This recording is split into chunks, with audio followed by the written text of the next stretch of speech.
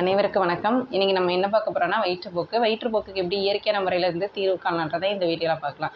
First வயிற்றுப்போக்கு வருவதற்கு நிறைய காரணிகள் உள்ளன. அதாவது நிறைய காசஸ் இருக்குது. ஃபஸ்ட்டு என்ன சொல்லணும்னா, நம்மளோட சாப்பிட்ற சாப்பாடு ஒத்துக்கலனாலும் சிலவங்களுக்கு வயிற்றுப்போக்கு போகிற மாதிரி தான் இருக்கும். ஒரு சிலருக்கு வயிறு சம்மந்தமான கோளாறுகள், அஜீரண கோளாறுகள், அப்படி இல்லைனா இன்ஃப்ளமேட்டரி பவல் டிசீஸ்ன்னு சொல்லுவாங்க.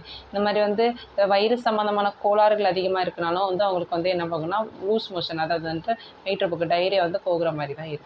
மேலும் சிலருக்கு காய்ச்சல், சில டைப் ஆஃப் காய்ச்சல், இந்த மாதிரி டைஃபாய்டு, இந்த மாதிரி சில டைப் ஆஃப் காய்ச்சல் இருக்குனாலும் அவங்களுக்கு வயிற்றுப்போக்கு போயிட்டு தான் இருக்கும். சிலவங்களுக்கு உடம்புல சூடு அதிகமாக இருக்கும். இந்த உஷ்ணம் அதிகமாகி வயிற்றுப்போக்கு போகிற மாதிரி தான் இருக்கும். இந்த மாதிரி வயிற்றுப்போக்கு போகுது அப்படின்னா வீட்டில் எப்படி நம்ம இயற்கையான முறையில் தீர்வு காணலான்றதை நம்ம இந்த வீடியோவில் பார்க்கலாம்.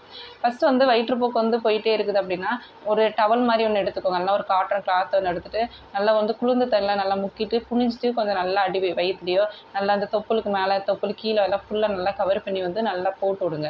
அப்படி இல்லைனா கொஞ்சம் நல்லா சுற்றி நல்லா கெட்டி விடுங்க. அப்படி இருக்கும்போது நமக்கு வயிற்றுப்போக்கு நமக்கு நிற்கிறதுக்கு நல்லா ஹெல்ப் பண்ணுற மாதிரி இருக்கும். செகண்ட் திங் என்ன எடுத்துக்கலாம்னா, அவங்க கொஞ்சம் மோர் எடுத்துக்கோங்க. மோரில் கொஞ்சோண்டு வெந்தயத்தை போட்டு அடித்து நல்லா குடிங்க. அப்படி குடிக்கும் போதும் உங்களோட வயிற்றுப்போக்கு சீக்கிரம் நிற்கும். சிலவங்களுக்கு 2-3 டைம் வயிற்றுப்போக்கு போய்கிட்டே தான் இருக்கும். அப்படி போய் என்ன ஆகும்னா டயர்ட் ஆகிற மாதிரி இருக்கும். அப்படி இருக்கும்போது இளநீர் குடிங்க. இளநீர் குடிக்கும்போது அந்த எலக்ட்ரோலைட்ஸ் கொஞ்சம் பேலன்ஸ் பண்ணி விடுறதுக்கு இருக்கணும். ஸோ இளநீ கொஞ்சம் அந்த டைம் அதிகமாக எடுத்துக்கோங்க. இதெல்லாம் பண்ணி பார்த்துட்டோம் அப்படியே வயிற்றுப்போக்கு நிற்க மாட்டேங்குது அப்படின்னா கொஞ்சம் மாதுளம்பழ தோல் எடுத்துக்கோங்க. தோலை நல்லா வெட்டி தண்ணியில் போட்டு கொதிக்க வச்சு, எப்படி நம்ம தேயிலை பாரம் தயாரிப்போமோ அதே மாதிரி அந்த தேயிலை தூளை உள்ளே போட்டு ஒரு டிகாஷன், அதாவது டீ மாதிரி நல்லா பண்ணி நல்லா கொதிக்க வச்சு ஃபில்டர் பண்ணி குடிங்க.